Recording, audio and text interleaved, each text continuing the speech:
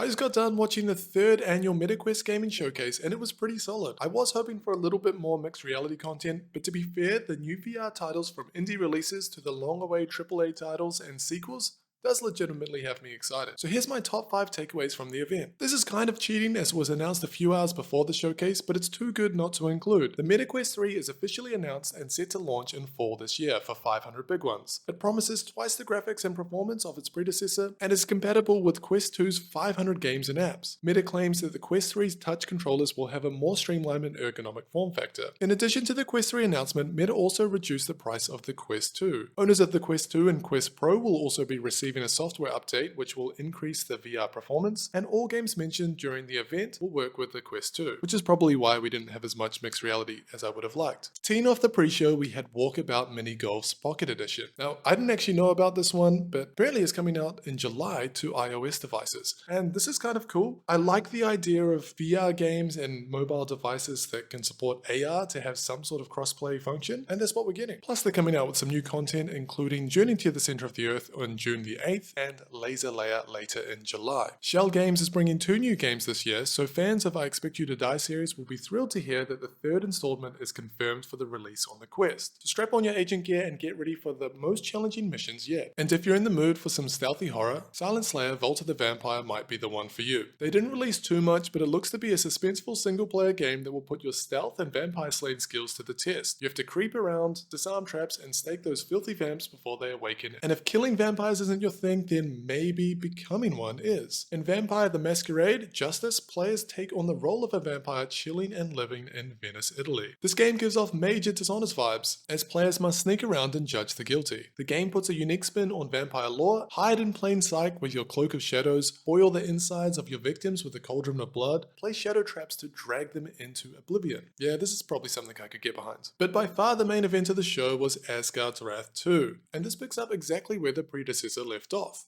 And in the same tavern, in fact. The game is a fully living open world with 60 hours of gameplay, including the main story, side quests, crafting, exploring, hunting rare creatures, or even just using it as a fishing simulator, because why not? If you pre-order, you get the original for free, but it was the announcement of the Uncharted Rifts that has me buzzing with the most excitement. This is a time-limited dungeon where you can enter before, during, or after the campaign, where it gets progressively more difficult the further down you go. It also looks like other players' ghosts can spawn and attempt to aid or murder you, and there's a whole leaderboard system which just adds to the replayability. But I'm curious about what you thought. Let me know in the comment section below what you are most excited for. And that is all for now. Take care till next time.